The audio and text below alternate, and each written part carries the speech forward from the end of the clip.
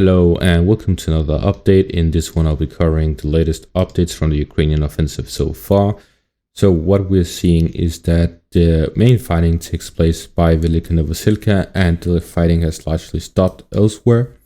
As although there are some contested areas by the front line, especially around Orikhiv, there is no active operations in this area. Neither side is conducting any offensive operations. Both are just conducting artillery duels. And then there are some reports that the Russian forces are trying to recapture some of these forest belts, these smaller forest belts here to the south of Orikhiv. So generally there's some small scale fighting here by the Orikhiv area, but most of the heavy fighting is happening by Velika Novosilka, where the Ukrainian forces have managed to capture a few fields again here to the northwest of Novodonetsk, and they've also managed to recapture the village of Novodarivka, and they have managed to push the Russians out of the village of Levatne here to the south. So they have made some advances here by the Velika Novosilka area. However, the Russians have managed to push the Ukrainians out of Makarivka, although we have recently gotten some evidence as to the Ukrainians capturing the village, as we see with this picture here. It is reported that the Russian forces have launched some counterattacks in this direction and that they have managed to push out the Ukrainian forces from the village, according to Syriac Maps as well as Remy. Syriac Maps is a neutral source and Remy is a pro-Russian source, but they are both fairly reliable throughout this conflict. Then we have the Deep State Map, which has recorded it as under Ukrainian control due to the picture evidence. However, they're not considering the reports that the Russians have launched a counterattack, as there's no evidence of that counterattack. However, considering that both Syriac Maps and Remy are talking about this counterattack, then I believe that it is happening. And we'll probably see some videos about it later on. But other than that, we are seeing these videos of the Russian Air Force, both planes as well as helicopters, being active in this direction on Zaporizhzhia front. As we see in these videos, there isn't actual fighting with these, but there is the overhead flying, which means that they're at the very least in the air. And what are they doing in the air if not going to or from a position where they're going to attack? So the Russian forces are heavily relying on the Air Force throughout these attacks, and this is reminiscent of the fact that the General Surovikin of the Russian forces has a fairly large amount of command under this operation. He is essentially the second guy in charge, just under Gerasimov, and Surovikin is the Air Force General of the Russian forces. And in talking about the forces, I spent a lot of time looking at the different divisions and armies here in the Southern Front especially, but throughout the front line, and there's a lot of interesting factors. A lot of things has changed since I last looked into the Russian army. There's been a lot of changes. For example, the 19th Motorized Rifle Division turned into a division from a brigade in 2020, and I actually looked into it back in 2018, so there's been a lot of changes. However, what I've seen is that the Russian forces in the Zaporizhzhia and Kherson fronts, they have the 49th Combined Arms Army, they have the 58th Combined Arms Army, they have the 19th Motorized Rifle Division, they have the 5th Combined Arms Army, and they have the 42nd Motorized Rifle Division.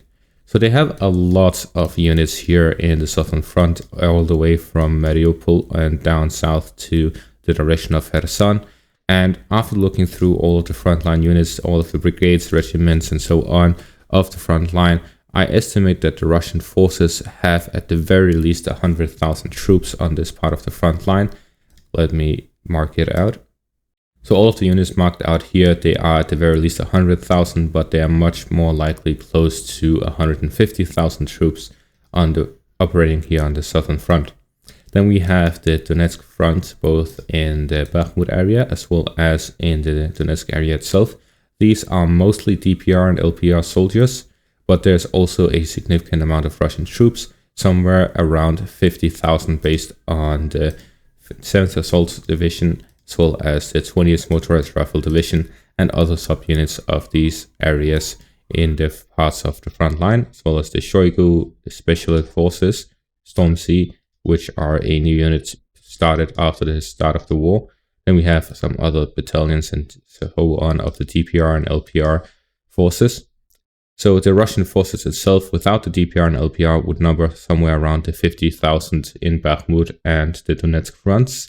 And then we have 3 main units. They have the 41st Combined Arms Army, the 4th Guards Tank Division, and the 90th Tank Division. So this in the Northern Front is also numbering somewhere around 100,000. So that puts the total, at my estimate, about 300,000 troops on the front line. And with the mobilization of 300,000 troops, that matches up. However, there's also a significant number of volunteers from the start to the end of this war, numbering around 100,000. Then we have the initial forces that started the war, that's numbers around 175,000, which puts the total to about 575,000. If we estimate that 175,000 have been wounded, killed, put out of action, returned from the front, on rotation, all of these factors that can put them away from the front line, then there is still 100,000 troops that are unaccounted for. So this puts a question mark that I keep asking: where is the Russian manpower? Where are they? Where is the 100,000 troops that are unaccounted for? Comparing the estimated amount of Ukrainian troops in this offensive division that the Ukrainians have prepared over the half a year that they have received the Western equipment like the Leopard tanks and so on, they are estimated to be about 12 brigades, which would be about 48,000 troops. On top of that, they already have their usual troops on the front line, which would number somewhere around 50,000 troops, so a total of 100,000 troops. If the Russians are 100,000 troops, then there's 1 to 1. If the Russians have 150,000 troops, then it's 1.5 to 1 in Russia's favor. So either the Russians and Ukrainians are equal in number, or the Russians have a numerical advantage in this part of the front line. This is actually very interesting, considering the Ukrainians are the ones who are attacking, and they may be at a numerical disadvantage. At the same time, the Russians have the air superiority advantage. So generally, it doesn't look that great for the Ukrainians purely theoretically, but we still see that they manage to advance in some parts. So it is the local numbers that matter, not the general number. It doesn't matter if the Russians have twice as many troops if they do not know how to properly move them around to match the Ukrainian attacks with their own defenses. But at the same time, we're still seeing the fighting by the point of contact and not by the actual defensive line. So most of the advantages the Russians would have are negated by the fighting that goes on there. At the same time, we see here by Velika and Vasilka that the Ukrainian forces are attacking here on the eastern and western parts. So they're attacking by Novodarivka, which they've captured, as well as here to the east by Makarivka, which they've also captured, and that they're moving southwards.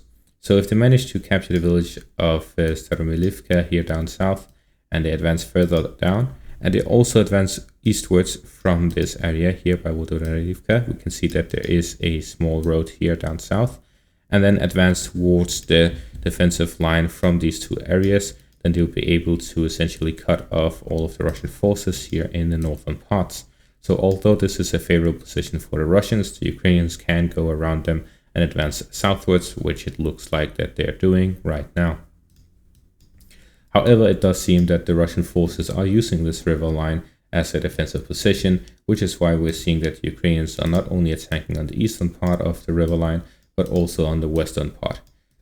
But then brings the question, for example, here in Rivnopil, which is connected to Staromoyske. However, there are no other roads, which means that if the Ukrainians manage to capture this, then the Russians will have to already retreat from the Rivnopil down south, and then this road has already been threatened. So where exactly can they withdraw to? They have to withdraw here. So they have to withdraw before the Ukrainians manage to capture this village. So we may see some Ukrainian forces advance here in the northern parts into the Rivnopil if the Russians are forced to withdraw from it due to the Ukrainian onslaught on the northeastern parts. So there's a lot of movement that we can expect to happen based on the logistical situation, as well as whether or not they have supplies. If their supply lines are threatened and so on, they will have to withdraw. And from the Russian strategies we've seen so far is that they are very willing to withdraw if they are in a situation that does not benefit them. So most likely we'll be seeing some withdrawals of the Russian forces here in the northern parts before the Ukrainians manage to encircle them, as that would risk the Russian forces taking much heavier losses than if they retreated and fought on different territorial disadvantages due to the height being equal rather than being in the advantage of the Russians when they withdraw southwards, as they are not at the high ground anymore. And that is all for this update. Thank you all for watching and have a great day.